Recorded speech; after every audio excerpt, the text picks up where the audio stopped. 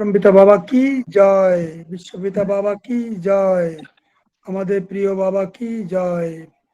সবাইকে আমার আন্তরিক প্রীতি ও শুভেচ্ছা। ও আবার এক সপ্তাহ পরে আমরা একসঙ্গে মেলার বাবার কথা বলার সুযোগ পেয়েছি। তো আজকের আলোচ্য বিষয় হচ্ছে পাপ ও পুণ্য।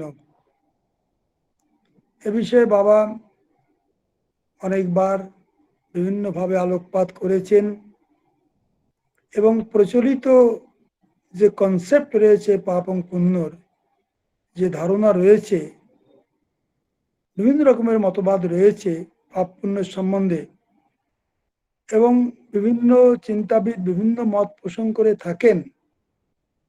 কারো কারো মতে ধর্মীয় বিধিনিষেধকে মেনে চলাই হচ্ছে পুণ্য, আর সে বিধিনিষেধের বিরুদ্ধে কাজ করাই হচ্ছে পাপ। তো এটাও কোনো ইউনিভার্সাল কোনো আইডিয়া হলো না।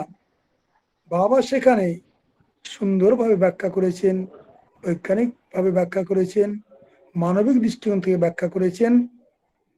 এ বিষয়ে মহর্ষি কৃষ্ণ দ্বৈপায়ন ব্যাস তিনি লিখেছেন,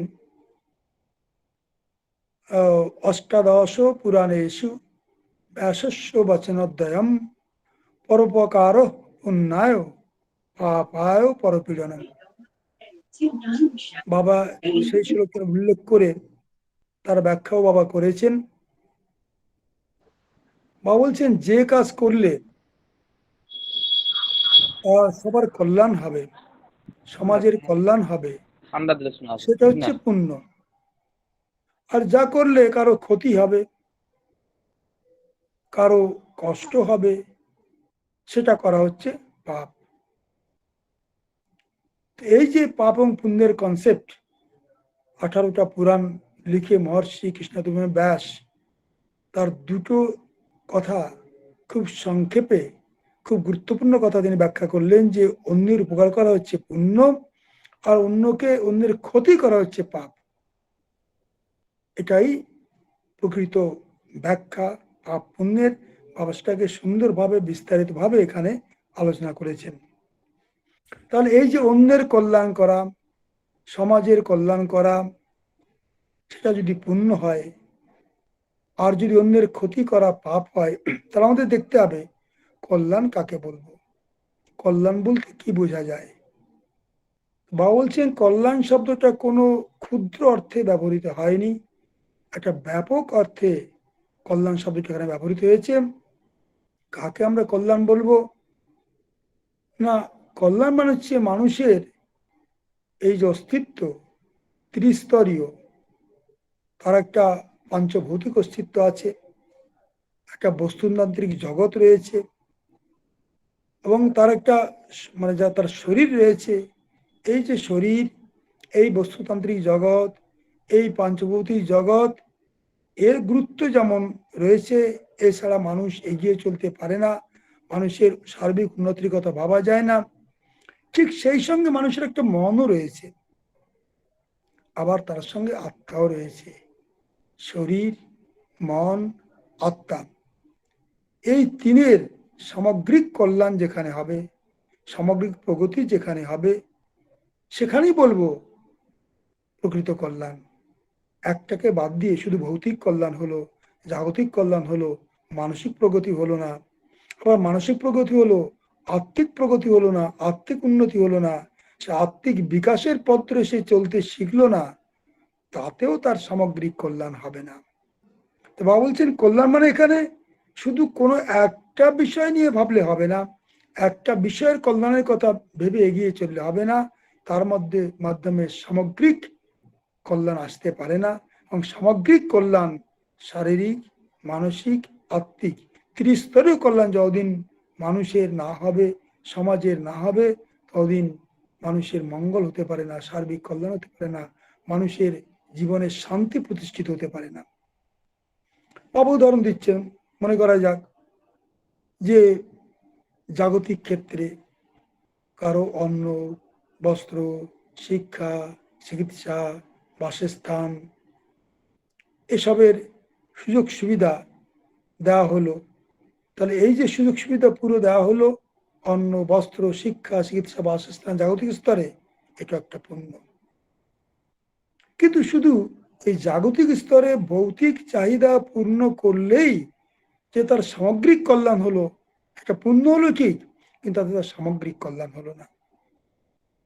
কারণ মানুষ কেবল এই ভৌতিক ক্ষুধা নিবৃত্ত হলেই সে পরিতুষ্ট হবে না, সে তার জীবনে শান্তি আসবে না। কেন? তার একটা নমস্কার, মন নমস্কার, রয়েছে, তারও নমস্কার, একটা মন রয়েছে। এবং নমস্কার দাদা, মানুষ দাদা নমস্কার। মানুষ সেখানে এই যে উন্নত মন রয়েছে, তাই মানুষ শারীরিক জীব তো নয়, শরীর সম্পন্ন জীব তো নয়, শরীর কেন্দ্রিক জীব তো নয়, সে মানসিক জীবও বটে। আর প্রকৃত অর্থে সে মানসিক জীব নয়, সে হচ্ছে আত্মা প্রধান জীব, সে মন প্রধান জীব নয়, আত্মা প্রধান জীব। তাই তার শারীরিক উন্নতির চেয়ে মানসিক উন্নতিও কম গুরুত্বপূর্ণ নয়। আবার মানসিক উন্নতির সঙ্গে সঙ্গে যদি আত্মিক উন্নতি না হয়, আত্মিক স্তরে এগিয়ে এসে না যায়, আত্মিক বিকাশের পথ প্রশস্ত না হয়, তাহলে আমরা দেখব কোনো একটাকে নিয়ে বা দুটোকে নিয়ে আমরা এগিয়ে চললে তার সামগ্রিক বিকাশ হবে না, সামগ্রিক প্রগতি হবে না, এবং প্রকৃত অর্থে কল্যাণ যাকে বলে সেটা হবে না। বাবা একটু উদাহরণ দিচ্ছেন সুন্দর, যে মানুষ যে শরীর কেন্দ্রিক জীব নয়, তার একটা উন্নত মন রয়েছে। তাই যদি কাউকে আমি এই শারীরিক স্তরে, ভৌতিক স্তরে কল্যাণ করলাম, তাকে খুব করে ভালো মন্দ তাকে খাওয়ার ব্যবস্থা করলাম, তার কি বলে লুচি, পুরি, পোলাও, কালিয়া, কোপ্তা, কাবাব, সবকিছু খাওয়ার ব্যবস্থা করলাম, কিন্তু তাকে মানুষ হিসাবে তাকে উপেক্ষা করলাম, বা তাকে তার তার মনকে উপেক্ষা করলাম, তাকে কটু কথা বললাম, তাকে গালি দিলাম, তাকে অপমান করলাম, তো করার পরে তাকে আমি যত ভালো খাবারই দিই না কেন, ষোড়শোপচারে যদি আমি তাকে খাওয়াই, তাও সে সন্তুষ্ট হবে না, সে লাত মেরে চলে যাবে, সে খাবেই না, সেদিকে তাকাবেই না। কেন?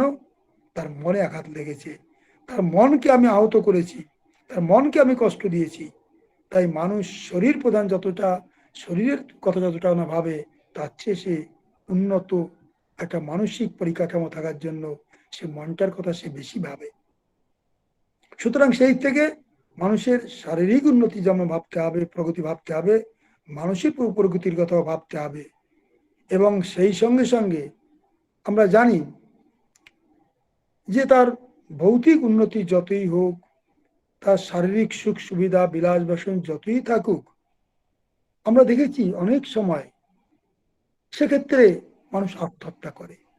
কখন? না, তো ভৌতিক বিলাস বাসন সব রয়েছে, ভৌতিক উন্নতির সব ব্যবস্থা রয়েছে, টাকা পয়সা ধন দৌলতের কোনো অভাব নেই, কিন্তু যেখানে মানসিক শান্তি থাকে না, মনে প্রচন্ড আঘাত লাগে, সেক্ষেত্রে সে আত্মহত্যা করে। অর্থাৎ আমি মানসিক প্রগতিকে বাদ দিয়ে শুধু ভৌতিক উন্নতির কথা ভাবতে পারি না। আমরা জানি সুইডেন হচ্ছে অনেকটা ভূস্বর্গের মতো। আমি গেছি নরওয়ে, সুইডেন সব দেশে গেছি, মানে তাদের সুখ শান্তি, ভৌতিক প্রাচুর্য, ধন দৌলতের কোনো অভাব নেই, কিন্তু তথ্যসূত্র বলছে যে প্রতি বছর সেই সুইডেন কান্ট্রিতে রেকর্ড সংখ্যক আত্মহত্যা হয়। মানুষ অনেক বেশি আত্মহত্যা করে, যা অন্যান্য সাধারণ কান্ট্রি যেখানে সেই সুখ সুবিধা নেই, ধন সম্পদের প্রাচুর্য নেই, সেখানে তত আত্মহত্যা হয় না। তো কি কারণ? না, মানুষের শুধু শারীরিক সুখটা বড় কথা নয়, তার চেয়ে বড় কথা তার মানসিক সুখ, মানসিক শান্তি, মানসিক পরিব্যাপ্তি, পরিতৃপ্তি। আবার সেই সঙ্গে এটাও বললে চলবে না যে মানুষ হচ্ছে আত্মা প্রধান জীব, তার জাগতিক সুখ স্বাচ্ছন্দ্য যতই থাকুক, মানসিক শান্তি যতই থাকুক, যদি সেই মানসিক শান্তি, মানসিক পরিব্যাপ্তি যদি আত্মিক প্রশান্তির দ্বারা কি বলে মানে ব্যাকিং না থাকে, সমর্থন না থাকে, তাহলে সেই মানসিক শান্তিও যে কোনো সময় তাসের ঘরের মতো ভেঙে পড়বে, যে কোনো সময় শূন্যে মিলিয়ে যাবে। তাই শেষ শান্তি, শেষ সুখ দীর্ঘস্থায়ী হয় না, অত্যন্ত নিবৃত্তি হয় না দুঃখের তার মাধ্যমে। তাই বাবা এখানে বলছেন যে মানুষের সামগ্রিক যে কল্যাণ তখনই হবে যখন তার শারীরিক স্তরে, মানসিক স্তরে এবং আত্মিক স্তরে তিনটি স্তরেই তার বিকাশ সমানভাবে এগিয়ে চলবে, তিনটি স্তরেই তার বিকাশের পথ প্রশস্ত হবে। তখনই আমরা বলতে পারবো সেটা হচ্ছে তার প্রকৃত কল্যাণ, তখনই বলবো সেটাই প্রকৃত পুণ্য।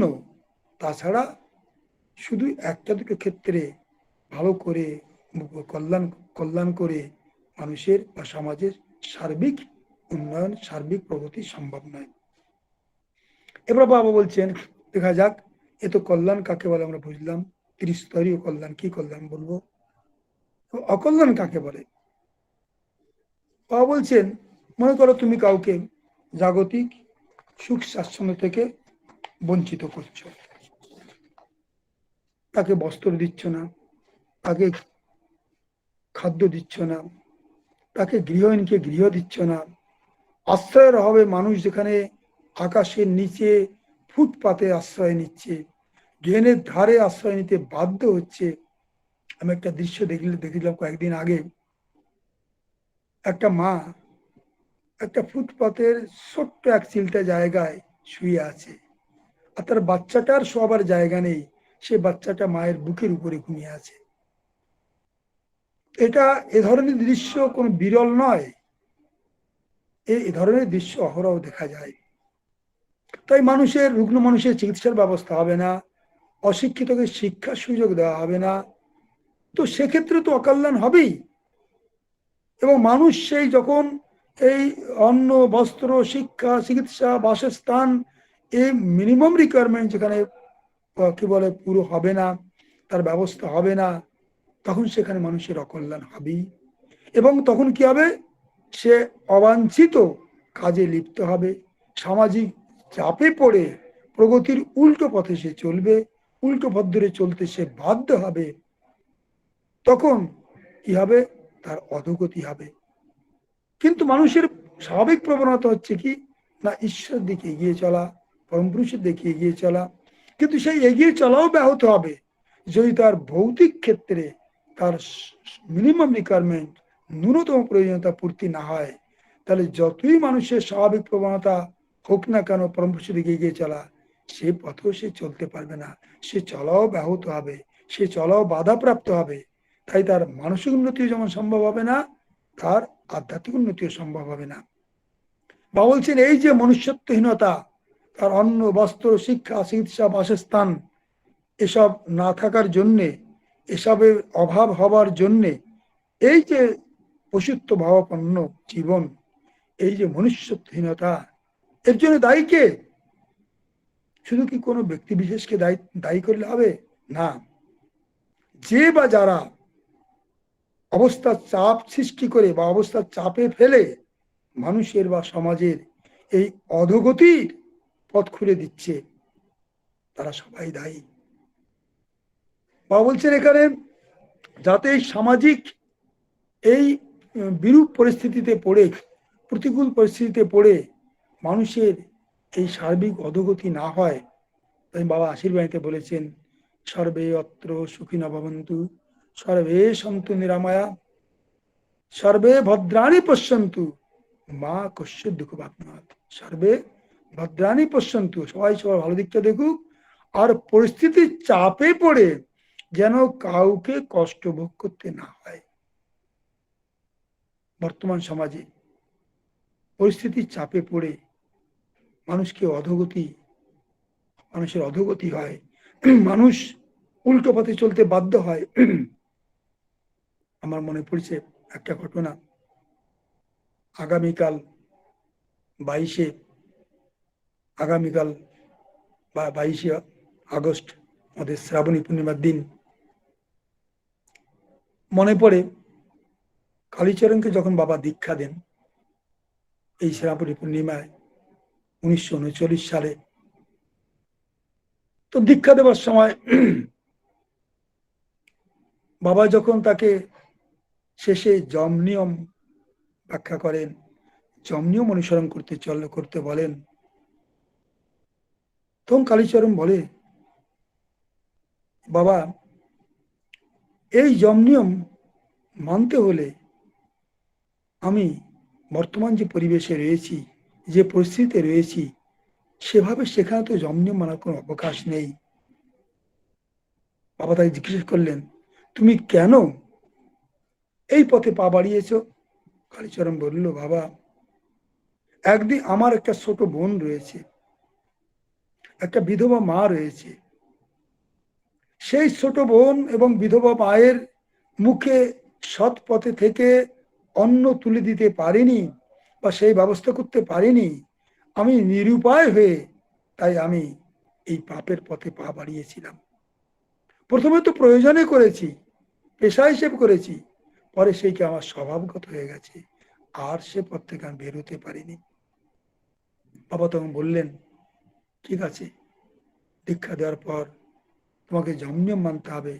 তাই যে পরিবেশে থাকলে তুমি সেই যম নিয়ম মানতে পারবে, আমি তোমাকে সেই পরিবেশে তোমার জীবিকার ব্যবস্থা করে দেব।" বাবা তখন কালীচরণকে রাঁচিতে পাঠিয়ে সেখানে একটা ছোটখাটো একটা ব্যবসা ব্যবসা করার ব্যবস্থা করে দিলেন। করলে কালীচরণ সুন্দরভাবে যম নিয়ম মেনে একটা স্বচ্ছ জীবন ধারা যাপন করলেন সেখানে।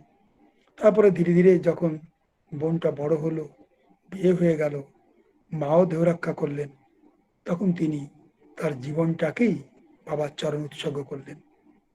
দেখুন, বাবা তার আধ্যাত্মিক কল্যাণ করলেন, সর্বস্তরে কল্যাণ করলেন, কিন্তু বাবা সেখানেই থেমে থাকলেন না। তার জাগতিক কল্যাণও করলেন, তার ভৌতিক কল্যাণও করলেন, অর্থাৎ তাদের একটা সুন্দর জীবনযাত্রার ব্যবস্থা করলেন। এটাই হচ্ছে কল্যাণ, এটাই সার্বিক কল্যাণ, এটাই হচ্ছে প্রকৃত কল্যাণ, যেখানে মানুষের ভৌতিক, জাগতিক, পঞ্চভৌতিক, মানসিক এবং আত্মিক ত্রিস্তরীয় কল্যাণের যেখানে পথ প্রশস্ত হয়, সেটাই প্রকৃত কল্যাণ। বাবা কালীচরণের কিন্তু সেটাই করলেন। যাই হোক, এভাবে আহ পথ চলতে চলতে যখন কারো সার্বিক অধোগতি হয়, ভৌতিক, মানসিক, এক্ষেত্রে লক্ষ্য করুন, যদি কারো ভৌতিক ক্ষেত্রে অধোগতি হয়, অন্ন, বস্ত্র, শিক্ষা, শিষ্য বাসস্থানের ব্যবস্থা না থাকে, তাকে আপনি যতই মানসিকভাবে উন্নত করার চেষ্টা করুন, আধ্যাত্মিক পথের সন্ধান দেন, সে বিপথে যাবে, সে কুপথে যাবে, সে আর অধোগতি হবে। কেন? এই ভৌতিক উন্নতি, মানসিক উন্নতি, আধ্যাত্মিক উন্নতি একে অন্যের সঙ্গে কোরিলেটেড, একে অন্যের সঙ্গে সম্পর্কিত, একে অন্যের কি বলে সঙ্গে এককে ছাড়া অন্য এগোতে পারে না। তাই মানুষের কল্যাণ মানে পুণ্য, মানে প্রকৃত পুণ্য মানে সমাজের, ব্যক্তির, প্রতিটি মানুষের শারীরিক, মানসিক, আত্মিক ত্রিস্তরীয় কল্যাণ করতে হবে, সর্বদৈশিক কল্যাণ করতে হবে, তাকে সার্বিক কল্যাণ করতে হবে, তবেই সেটা প্রকৃত পুণ্য, তবেই সেটা প্রকৃত কল্যাণ। আর তা না হলে সেটা অকল্যাণের সামিল হবে। তাই বাবা বলছেন সে এই যে পুণ্য, তাহলে কাকে বলবো? যে তোমার কর্মের ফলে, তোমার শুভ কর্মৈষণার ফলে যখন মানুষের অগ্রগতি হবে, সার্বিক অগ্রগতি হবে, তার জীবনের প্রতিটি ক্ষেত্রে তার কল্যাণ হবে, সেক্ষেত্রে তোমার যে ক্রিয়াটা, তোমার যে শুভ কর্মৈষণাটা, শুভ কর্মৈষণাটা, সেটাই হচ্ছে পুণ্যক্রিয়া। আবার একটা সুস্থ সমাজ গঠনে, সামাজিক পরিকাঠামো তৈরি না হওয়ার জন্য যখন বৈয়ক্তিক জীবনে বা সামাজিক জীবনে প্রগতি রুদ্ধ হয়ে যায়, তাকে বলবো অকল্যাণ করছো, অর্থাৎ পাপ হচ্ছে। পাপ হচ্ছে না, তুমি পাপ করছো। বাবা বলছেন পাপ হচ্ছে বলছে না, বাবা তুমি পাপ করছো। তুমি ভাবছো আমার কি দায়িত্ব, আমার তো না। যাতে একটা সুস্থ, সুন্দর একটা সামাজিক পরিকাঠামো তৈরি হয়, যে সামাজিক পরিকাঠামোয় কাউকে বলতে না হয় যে আমি জীবনে আমার দৈহিক, মানসিক, আত্মিক ত্রিস্তরীয় কল্যাণ করার সুযোগ পাইনি, সুযোগ থেকে বঞ্চিত হয়ে গেছি, তাহলে বুঝতে হবে তুমি তোমার সামাজিক দায়িত্ব পালন করোনি। সুতরাং তুমি পাপ হয়ে সেটাও তোমার পক্ষে পাপ। কেন? তুমি তুমি গুরুত্বপূর্ণ ভূমিকা পালন করনি একটা সুস্থ সামাজিক পরিকাঠামো গড়ে তোলার ক্ষেত্রে। তাই সেটাও তোমার একটা দায়িত্ব, সেটাও একটা তোমার পাপ বলতে হবে। যাই হোক, এবার বাবা বলছেন এই যে পাপ এবং পুণ্য বাবা ব্যাখ্যা করলেন। তো এটা করতে হলে প্রত্যেকটি মানুষকে এগিয়ে আসতে হবে। এই কল্যাণ করার জন্য তাকে ত্যাগ স্বীকার করতে হবে। আমি কোনো ত্যাগ স্বীকার করবো না, কোনো নিজে কষ্ট বরণ করে সমাজের জন্য কোনো কদম উঠাবো না, কোনো আমি কি বলে ব্যবস্থা নেব না, আর নমস্কার, নিজে নমস্কার দাদা। নিজে ভোগ বিলাস বিলাস ব্যসনে আমি আকণ্ঠ নিমজ্জিত থাকবো, আর সাধারণ মানুষ দুঃখ কষ্টের হ্যাঁ দাদা, কি নমস্কার। বলে ভিতর দিয়ে এগিয়ে চলবে, হ্যালো। তাহলে আর আমি খুব করে লোক দেখানোর জন্য বার ব্রত পালন করব, আর লক্ষ লক্ষ টাকা খরচ করে পূজা আর্চা করব, বাহ্যিক আচার আচরণ করব, মণ্ডপ সজ্জা আলোক দাদা সজ্জা নমস্কার। এসব এসব এসব নিয়ে থাকবো, হ্যালো। আর হ্যালো। জীবনে কোনো ত্যাগের কোনো নমুনা আমি তো তুলে ধরবো না। আর আমি কি বলে বাবা বলছিলেন কিছু লোক সমাজে আছে, কিছু লোক কেন অনেক লোকই আছে দাদা নমস্কার দাদা। যাদের আমি কিছু সমাজ বলতে দিন। নির্মাণে, মানুষের দুঃখ কষ্ট কি দাদা বলে হ্যালো। নিবারণে, মানুষের কি বলে তার সামগ্রিক কল্যাণের জন্য তাদের কোনো ত্যাগ নেই। তাদের জীবনে মলমূত্র ত্যাগ ছাড়া আর কোনো ত্যাগই নেই। অথচ তারা কিন্তু আবার লক্ষ কোটি টাকা খরচ করে খুব ঘন ঘটা করে এই পুজো সে পুজো, এই বার ব্রত অমুক ব্রত, মণ্ডপ সজ্জা আলোক সজ্জা, শহরে শহরে গ্রামে গ্রামে পাড়ায় পাড়ায় কত ঘন ঘটা। আজকাল থেকে আগে তো দেখতাম দেবদেবীর পুজো হয়, ঠিক আছে, প্রাচীনকাল থেকে চলে আসছে। এখন দেখছি ঘন ঘটা করে কেবল দেবদেবীর পুজো নয়, আবার দেখছি খুঁটি পুজো হয়। কেন খুঁটি পুজো হয়? এরপর দেখবে খুঁটি নয় মাটিরও পুজো করতে হবে, তাও দেখবো হয়তো। কেন? খুঁটিটা তো মাটিতে পুঁতছি, দেবদেবী তো মাটির উপরে আছে, তাহলে খুঁটি পুজো কেন? মাটি পুজো করো। তো এই বাহ্যিক পুজো পাঠ ব্রত কি বলে পালন, এর আনহেলদি কম্পিটিশন, কোটি কোটি টাকা আমি ঢালছি, অথচ গরিব গরিব থেকে যাচ্ছে, মানুষের দুঃখ কষ্টের সাগরে মানুষ নিমজ্জিত হচ্ছে, তাদের কথা আমি ভাবছি না।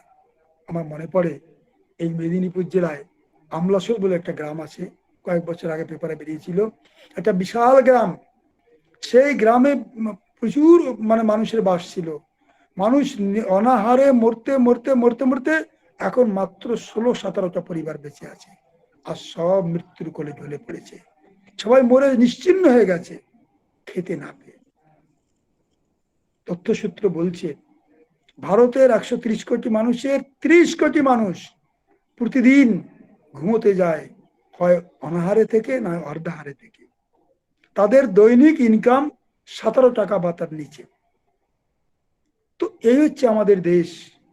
আর সেখানে এই ঘন ঘটা করে পুণ্য অর্জনের জন্য এত করে এই কি বলে বাহ্যিক আচার অনুষ্ঠান, পুজো পাঠ, এগুলোই পুণ্য অর্জন হয় না। এর কোনো মূল্য নেই, এর কোনো দাম নেই, এতে মানুষের প্রকৃত কল্যাণ হয় না, মানুষ লাভান্বিত হয় না। এটা নিজের বিলাস ব্যসনের একটু আর্থিক সন্তুষ্ট হতেও পারে সাময়িকের জন্য, তার চেয়ে বেশি কিছু হয় না। তাই বাবা বলছেন যারা 4 বার গঙ্গা স্নান করে, গঙ্গা স্নানের কোনো পুণ্য নেই, ওতে কারো লাভ হচ্ছে না, কারো পুণ্য হচ্ছে না, বরঞ্চ কি হচ্ছে না, তোমার অর্থ নষ্ট হচ্ছে, সময় নষ্ট হচ্ছে, মনও শুদ্ধ হচ্ছে না। শরীর শুদ্ধ হলেও হতে পারে, যদি মনই শুদ্ধ না হলো তাহলে শরীরকে শুদ্ধ করে লাভটা কি? 4 বার শরীরে সাবান লেগে লাভটা কি? আসল তো মন, মন তো হচ্ছে নিয়ন্ত্রক, মনই তো সবকিছু। আর সেই মনটাই যদি শুদ্ধ পবিত্র হলো না, তাহলে 5 বার 4 বার গঙ্গা স্নান করে কোনো লাভ নেই। তাতে বাবা বলছেন ওই গঙ্গার জলই অপবিত্র হয়ে যাবে।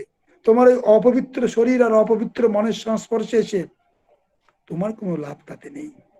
তাই বাবা বলছেন এসব পুরনো ধারণা, এসব সেকেলে ধারণা, বস্তা পচা ধারণা, যে কি না গঙ্গা স্নান করে পুণ্য হবে।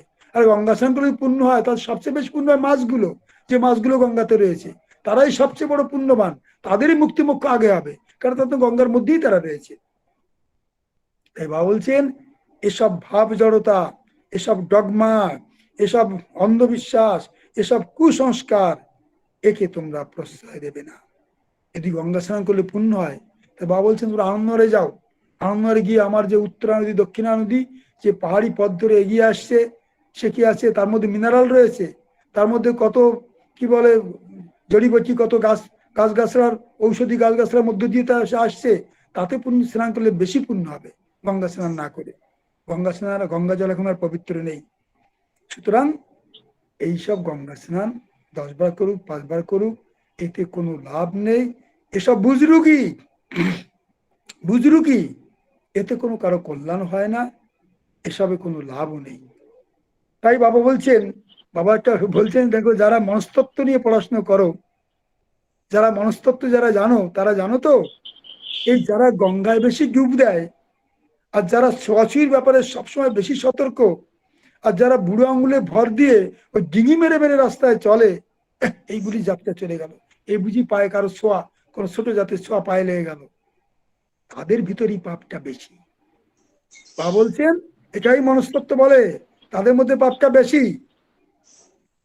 বলছিলেন জনৈক পাড়াতুতো পিসিমা, তিনি কি করতেন, প্রতিদিন কয়েকবার গঙ্গা স্নান করে আসতেন, আর যখন গঙ্গা স্নান করে ঘরে ফিরতেন, তখন ওই ডিঙি মেরে মেরে ওই কি বলে বুড়ো আঙুলে ভর দিয়ে দিয়ে দেখে চলতেন যে কোনো অপবিত্র কিছু যেন তার পায়ের নিচে না পড়ে। তখন পাড়ার ছেলে বললো, ও পিসিমা, আরে এই যে তুমি ওই যে কাগজটা তুমি পাড়িয়ে গেলে এখনই মারালে পা দিয়ে, জানো তো একটু আগে একটা ছোট ছোট জাত আমরা দেখলাম সচক্ষে এই পথ দিয়ে গেল, আর ওই কাগজটাকে সে মারিয়ে গেছে, আর তুমি তার উপরে পা দিয়ে ফেলেছো। আরে সি সি সি সি সি সি, তাই নাকি? তাহলে তোমাকে আবার গঙ্গা স্নান করতে হবে। আবার ফিরে গিয়ে গঙ্গা স্নান করে এলো। পিসিমা যতবারই গঙ্গা স্নান করুক, তার ওই শুচিবাই আর যাবে না, তার মনের শুদ্ধতা আসবে না, তার কোনো লাভ নেই। কোনো একটা পিসিমা বলছিলেন, তিনি চাপা কলের জল খেতেন না, তিনি বিশুদ্ধ গঙ্গা জল পান করতেন। কেন চাপা জল খেতেন না? না, কোন 12 জাতের লোক সেই পাইপ গুলো বানিয়েছে, চাপা কলটা বানিয়েছে, আবার তারা বসিয়েছে, তাদের যাতায়াতের কোনো ঠিক ঠিকানা নেই, সেই জল আমি খাবো? আমি বিশুদ্ধ গঙ্গা জল তিনি খেতেন। আর এখন বিশুদ্ধ গঙ্গা জলে এখন তো করোনা পেশেন্ট ভাসতে থাকে, আর গবাদি পশুর তো কোনো ঠিক ঠিকানাই নেই। যাই হোক, তো এইভাবে যারা বেশি সূচিবায়গ্রস্ত হয়, যারা বেশি এইসব কি বলে গঙ্গা স্নান করে, বা যারা এসব ব্রত করে, যারা নিজে পুণ্য অর্জন করতে চায়, তাদের ভিতরে পাপের ভান্ডার রয়েছে, পাহাড় প্রমাণ পাপ জমা রয়েছে, এসব করে কোনো লাভ নেই। এবার বাবা বলছেন, তাহলে পুণ্য কিসে হবে? বাবা বলছেন পুণ্য হবে সৎকর্মের মাধ্যমে, সৎকর্ম করলে পুণ্য হবে। আর এই সৎকর্মের মাধ্যমেই মানুষের কল্যাণ, সমাজের কল্যাণ নিহিত রয়েছে। কিন্তু বাবা বলছেন, জানো তো, এই যে পুণ্যের পথ, এই যে সৎকর্মের পথ, এই যে কল্যাণের পথ, এ পথটা কুসুমাস্তীর্ণ নয়, এ পথটা কণ্টকাকীর্ণ, এ পথটা দুর্গম, এ পথটা বন্ধু। তাই বেদে বলা হয়েছে, উত্তিষ্ঠত জাগ্রত প্রাপ্য বরান্নিবোধত ক্ষুরস্য ধারা নিশিতা দূরত্বয়া দুর্গম পথস্তৎ কবয় বদন্তি। কবিরা বলেন, কবি মানে সত্যদ্রষ্টা ঋষি, তারা কি বলেছেন, যে এই যে কল্যাণের পথ, এই যে পুণ্যের পথ, ওঠো জাগো, এই পথে এগিয়ে চলো, কিন্তু এই পথটা খুরের ধারার মতো, কি বলে ধারের মতো সূক্ষ্ম, তাই দুর্গম। তাই কি করতে হবে, তোমরা এই সত্যের পথে, সততার পথে অবশ্যই চলবে, কিন্তু মনে রাখবে এই পথটা কণ্টকাকীর্ণ। তাই এ পথে তোমাকে হতাশার বাণী শোনাবার জন্য প্রচুর লোক মিলবে, তোমাকে উৎসাহ যোগাবার মতো, তোমাকে এগিয়ে দেওয়ার মতো লোকের অভাব হবে, সবাই তোমাকে নিরুৎসাহিত করবে। আমার এটা মনে পড়ে, বাবা যখন নিজে দীক্ষা দিতেন 50-এর দশকে, আর প্রসাদ বলে, রঘুবীর প্রসাদ, তিনি কালেক্টর অফ কাস্টম ছিলেন। তিনি হরিয়ানা, পাঞ্জাব, দিল্লি, রাজস্থান 4-4টে স্টেটের কালেক্টর অফ কাস্টমস, মানে কত বড় তার দায়িত্ব ছিল বা পোস্ট ছিল।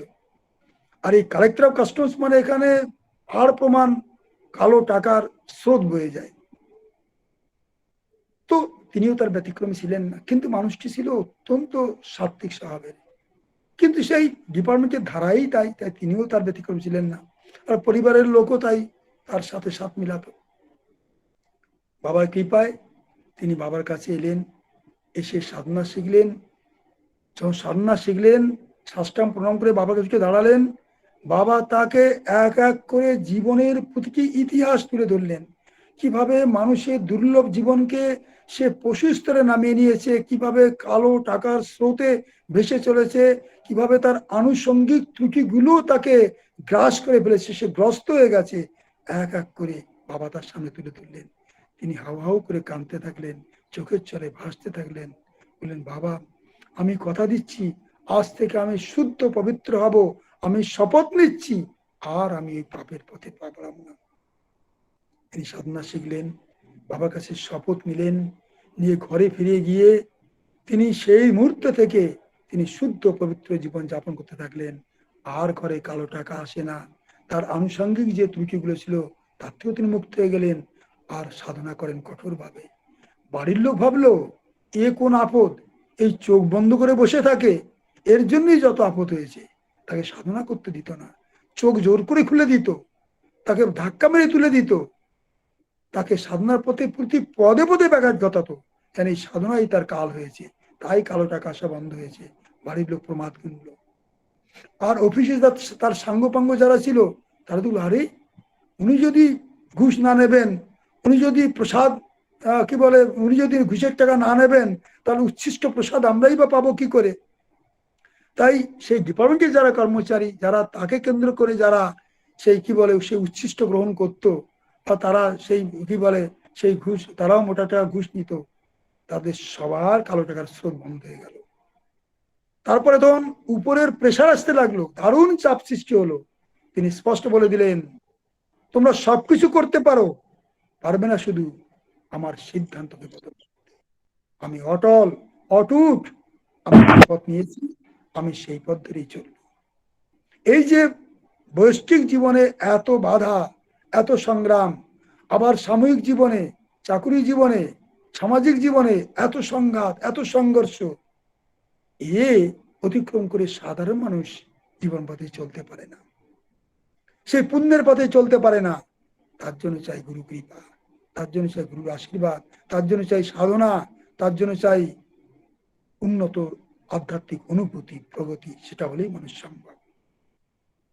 যাই হোক, তো বাবা বলছেন, দেখো, তুমি যখন পুণ্যের পথে চলবে, তুমি যখন সৎকর্ম করবে, তো পাপীরা বলবে, আরে তুমি পাপ করছো, এ তুমি কি করছো, ওসব ছাড়ো, ধম্মকর্ম করো, মন্দিরে যাও, পুজো পাঠ দাও, আর খুব করে সমাজের লোকে যে ধারায় চলে তুমিও সেই ধারায় গিয়ে চলো।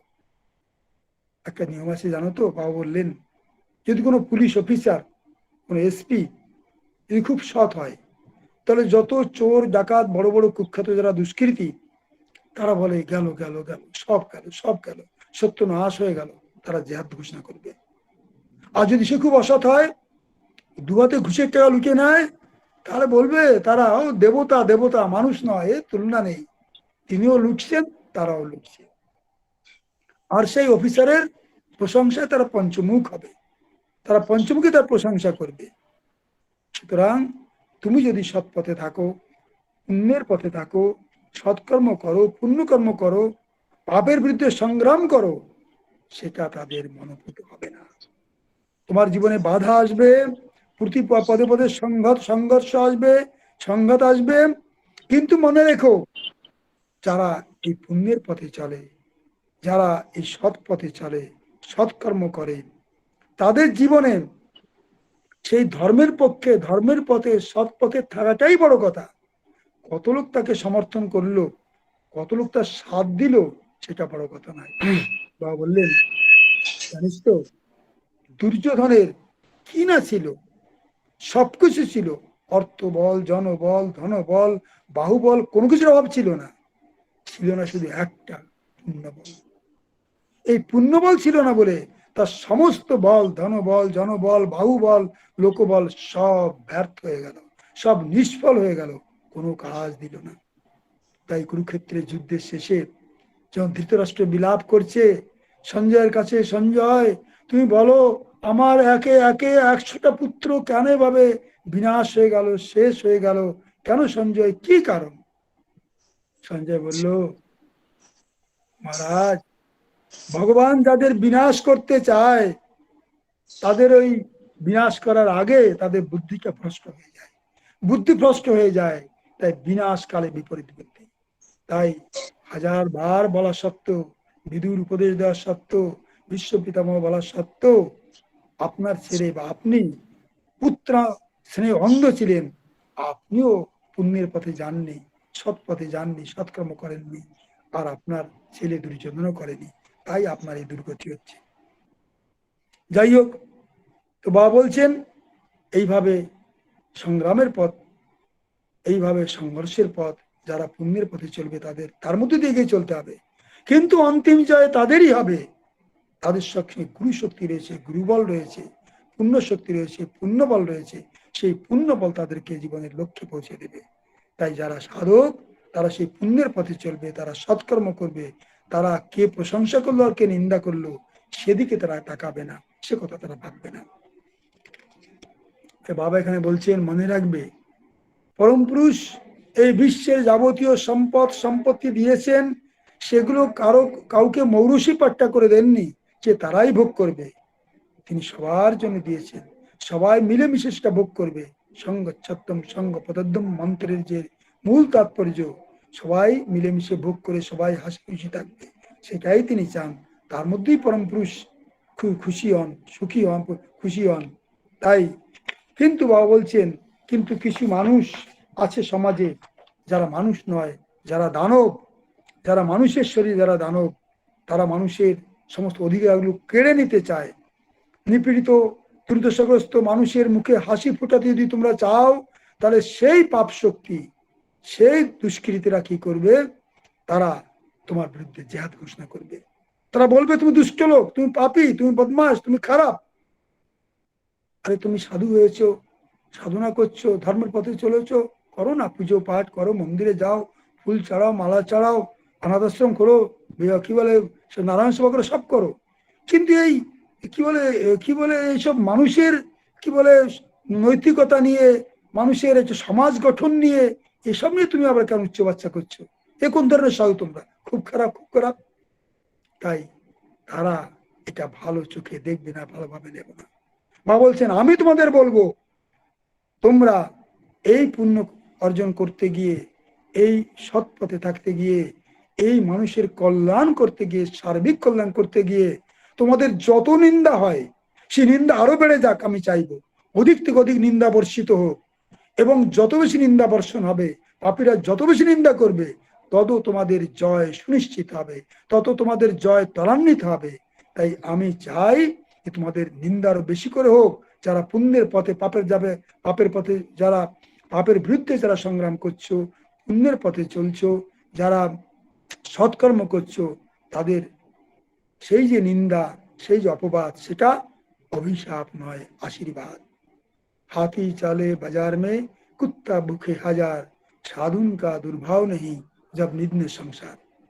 আমি বললাম বাবা এ তো হিন্দিতে বলছে, আমি বুঝি না, বাংলা বলো। সঙ্গে সঙ্গে বললেন ও বাংলা তুই হিন্দি বুঝিস না?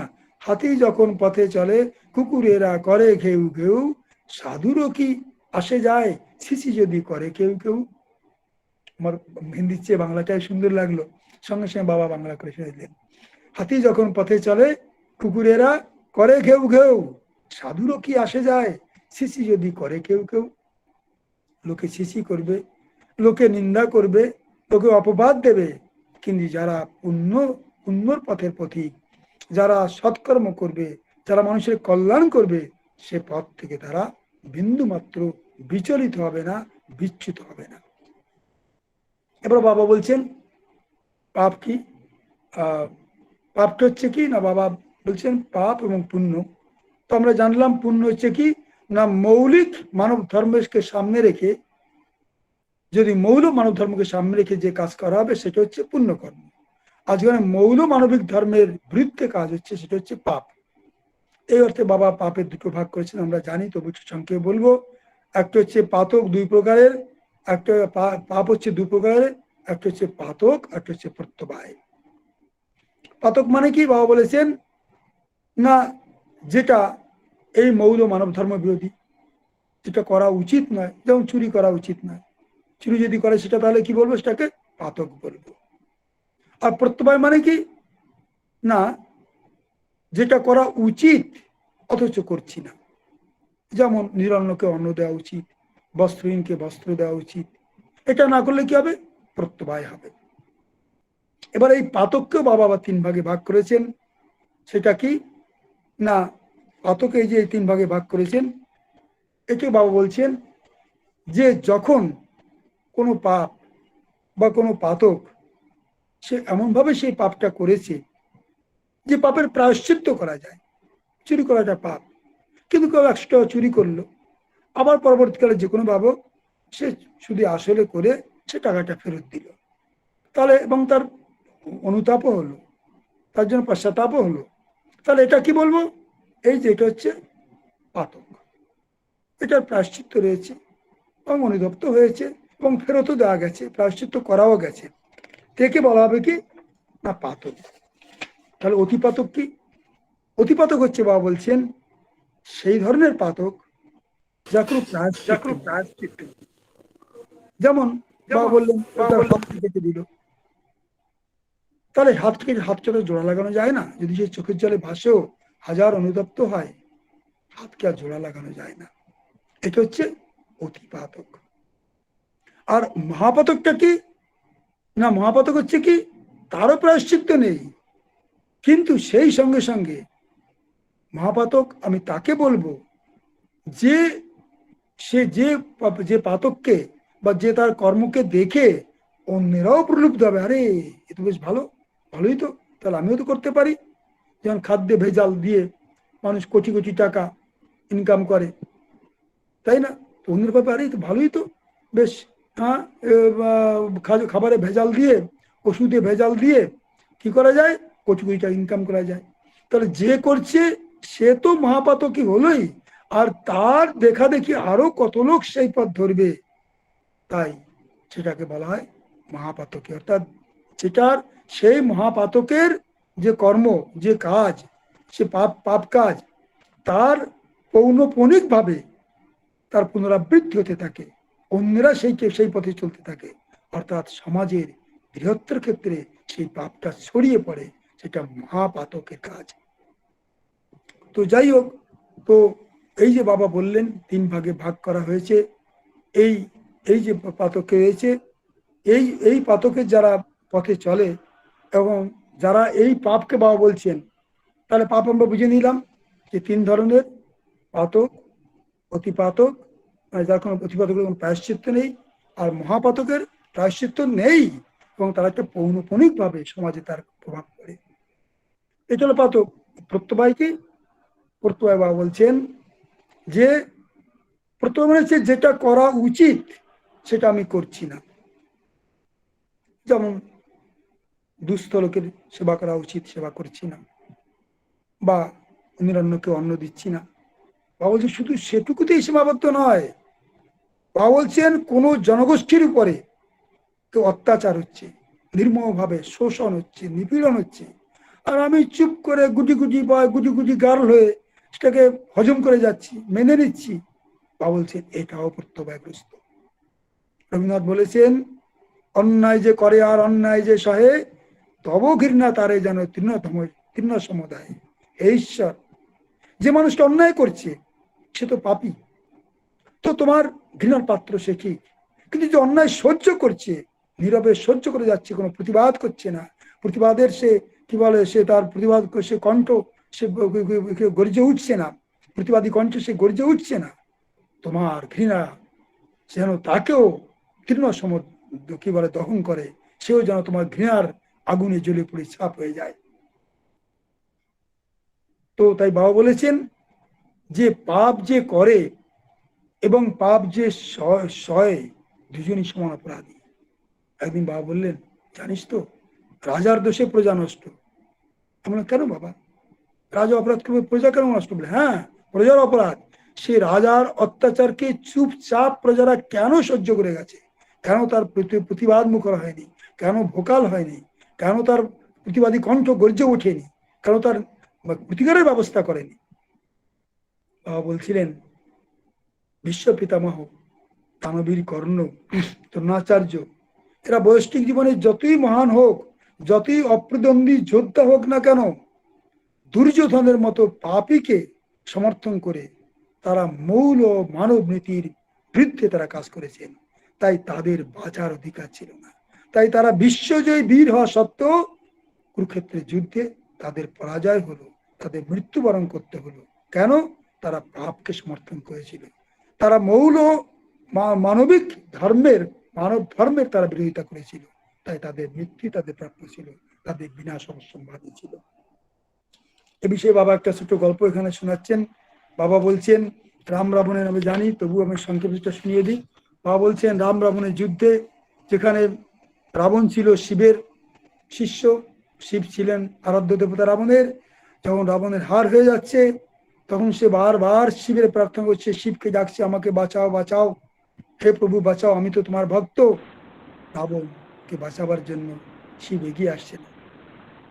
তখন পার্বতী বলছে যে তোমার ভক্ত, এত বড় অনন্য ভক্ত, সে বিপদে পড়েছে, তোমাকে ডাকছে, আর সে তুমি তাকে বাঁচাতে এগিয়ে আসছো না। সে পাপ করেছে, তো কি হয়েছে? সে তো সাধারণ পাপী, সে তো পাতকী। শিব বলছে, না পার্বতী, সে পাতকী হলে তো আমি তাকে বাঁচিয়ে নিতাম। কেন? সে তো নারী হরণ করেছে, সীতাকে হরণ করেছে, সীতাকে হরণ করেছে, তো সীতাকে ফিরিয়ে দিলেই তার পাপের প্রায়শ্চিত্ত হয়ে গেল। রাবণ বলল, শিব বললেন, পার্বতী, যদি সে চোরের বেশে গিয়ে সীতাকে হরণ করতো, তাহলে সে পাতকী হতো, আমি তাকে বাঁচাতে পারতাম।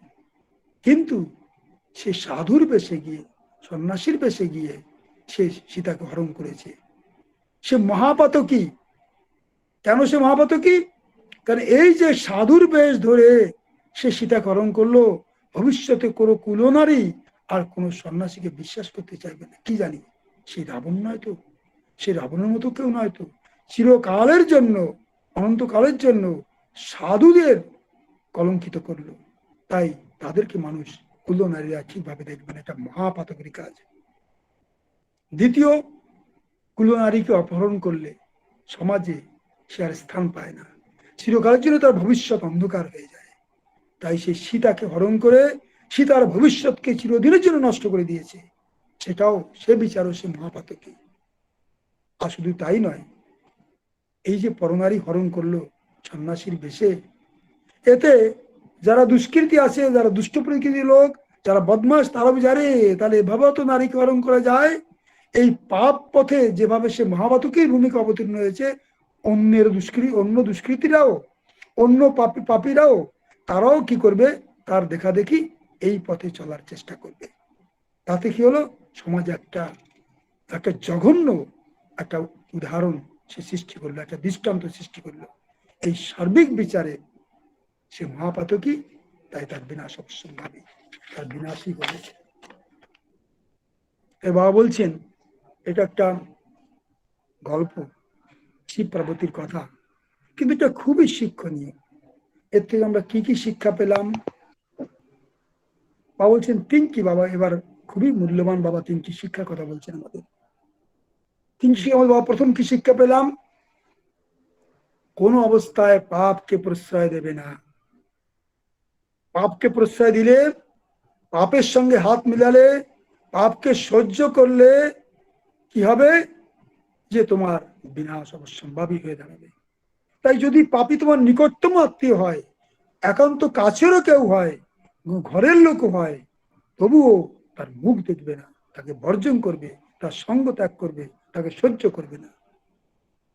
বাবা শুধু এ কথাটা বলে ক্ষান্ত হয়নি, বাবা নিজের জীবনেও সবসময় একান্ত আপনজন যখন পাপের সঙ্গে সমঝোতা করেছে, পাপের সঙ্গে হাত মিলিয়েছে, তাকে বাবা নির্মমভাবে দূরে সরিয়ে দিয়েছে, বাবা তাকে সমর্থন করেননি। সেই ইতিহাস আমরা জানি। আমার মনে পড়ে, আমি তাদের বাবা ডিএমসি করছিলেন, তো ডিএমসিতে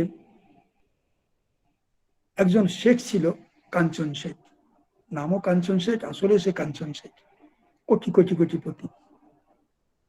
একবার শ্রদ্ধানন্দজি, তিনি আমাকে জানতেন, বাবাকেও জানতেন, তার কাছে গেছিলেন, আমাদের আগে প্রধাবক ছিলেন আপনারা জানেন, গিয়ে তার কাছে আনন্দ ডেভেলপমেন্টের জন্য কিছু চাইলেন। বিশাল বিশাল প্রোগ্রাম গুরুজি দিয়েছেন, আপনি কিছু সাহায্য করুন। উনি ঘন্টা ঘন্টা শোনার পরে বললেন, স্বামীজি আপনি তো এসছেন, কিন্তু কিছু দেবার জন্য আমার মনে ভাবই আসছে না। সত্যনারায়ণজি বললেন, আচ্ছা আপনার ভাব কতদিনে আসবে? তিনি বললেন, সে তো স্বামীজি বলতে পারছি না। আচ্ছা কি করলে আপনার ভাবটা আসবেন তাই বলুন, আমি তাই করব। কতভাবে উনি চেষ্টা করলেন, কিছুতেই একটা পয়সা বের করলেন না, কিচ্ছু দিলেন না, আমাকে ফিরিয়ে দিলেন। তারপরে বাবা ডিএমসিতে এলেন, সেখানে সে ভাবলো অনুমূর্তি ভগবান, তো তাহলে আমার নতুন বিশাল অট্টালিকা তৈরি হয়েছে, সেখানে তার থাকার খাওয়ার ব্যবস্থা করব, তাহলে আমার সব পাপের খণ্ডন হয়ে যাবে, আমার পুণ্য হবে। সাধারণ মানুষ কি করে, এইভাবেই পুণ্য অর্জন করতে চায়, সারা পাপের খণ্ডন করতে চায়। তো ব্যবস্থা করলো, সে রাজকীয় ব্যবস্থা মার্গিরাও করলো। বাবা তার বাড়িতে গাড়ি থেকে নেমে ভিতরে ঢুকেই বললেন, এ কোন পাপড়িতে তোমরা আমাকে নিয়ে এসছো, এক্ষুনি আমাকে নিয়ে যাওয়ার ব্যবস্থা করো, আমি এক সেকেন্ড থাকতে পারছি না, আমার সারা শরীর আগুন ধরে গেছে, সারাটা জ্বলছে, পুরো প্রাসাদ পুরো সবকিছু পাপের পাহাড় দিয়ে তৈরি হয়েছে, কালো টাকায় তৈরি হয়েছে, এক্ষুনি নিয়ে চলো।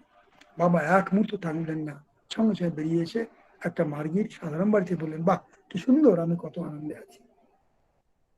এভাবে বাবা কখনো পাপের সঙ্গে সমঝোতা করতেন না। তার প্রথম হচ্ছে কি বললেন বাবা, যে প্রথম শিক্ষা, কোনো অবস্থায় পাপকে প্রশ্রয় দেবে না, পাপের সঙ্গে সমঝোতা করবে না। দ্বিতীয় বলছেন, সবসময় সত্যের পথে চলবে, মানুষকে গড়ে তুলবে ভালোবাসা দিয়ে, স্নেহ দিয়ে, সম্প্রীতি দিয়ে, অন্তরের কোমল স্পর্শ দিয়ে মানুষকে গড়ে তুলবে। আর তৃতীয় বলছেন, একটা শিক্ষা দিয়েছেন যে জানো তো, সুশিক্ষার দ্বারা পশুও মানুষ হয় এবং সে মানুষ দেবতা হয়। তাই তোমরা চেষ্টা করবে নিজের আচরণ দ্বারা, নিজের প্রচেষ্টার দ্বারা সবসময় পাপীকেও অবস্থার চাপে ফেলে তাকে ভালো হতে বাধ্য করবে, যাতে সে ভালো হয়, ভালো পথে আসে। দুষ্ট লোকের চারিপাশে এমন একটা প্রাচীর রচনা তৈরি করো, এমন একটা প্রাচীর গড়ে তোলো, যাতে তার বাইরে বেরিয়ে গিয়ে সে পাপ কার্য করতে না পারে, তার থোথা মুখ ভোতা হয়ে যায়, তার বীজ জাত ভেঙে যায়, সে চিরদিনের জন্য শিক্ষা পায়। তাহলে কি হবে, এভাবে দেখবে দুষ্ট লোকও পথে আসবে, সৎ পথে আসবে, ভালো হবে, লক্ষ লক্ষ নিপীড়িত নির্যাতিত মানুষেরও কল্যাণ হবে। তাই তোমরা মনে রাখবে, পাপ হচ্ছে পথের ধুলো, আর মানবতা হচ্ছে হীরের টুকরো। তাই যদি সেই পথের ধুলোকে সরিয়ে দাও, পাপ থেকে তাকে সরিয়ে দাও, পাপের আবর্ত থেকে তাকে সরিয়ে দাও, আর তার মধ্যে মানবতাকে জাগিয়ে তোলো, তাহলে কি হবে, তার জয় জয়কার হবে। সে কি হবে, সে স্বমহিমায় উদ্ভাসিত হয়ে উঠবে। কি হবে, স্বমহিমায় ভাস্বর হয়ে উঠবে, সে একজন আদর্শ মানুষ, দেব মানবের রূপান্তরিত হবে। আমরা জানি ঠিক রত্নাকর দস্যু এবং কালীচরণের জীবনে তাই হয়েছিল। বাবা বলেছেন, রত্নাকর দস্যু সে বাল্মীকি মুনি হওয়ার আগে কয়েক বছরের মধ্যে কয়েক হাজার নর হত্যা করেছিল, কয়েক বছরের মধ্যে কয়েক হাজার নর হত্যা করেছিল। তার মানে সে দুষ্কৃতী ছিল না, দুরাচারী ছিল না, সুদূরাচারী ছিল।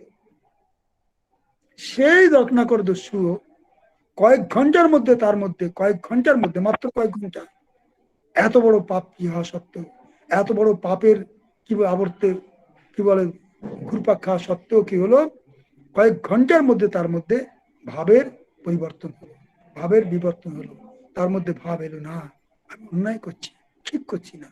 সে বাল্মীকি হবার পথে বাড়ালো, সে মহর্ষি বাল্মীকি হলো। ঠিক একইভাবে কালীচরণ, কালীচরণও সে সুদূরাচারী ছিল, দুরাচারী ছিল না, কিন্তু সদ্গুরুর সান্নিধ্যে এসে মাত্র মাত্র কয়েক মিনিটের মধ্যে রত্নাকর দস্যুর ভাব বিবর্তন হয়েছিল, ভাবে পরিবর্তন এসেছিল কয়েক ঘন্টার মধ্যে।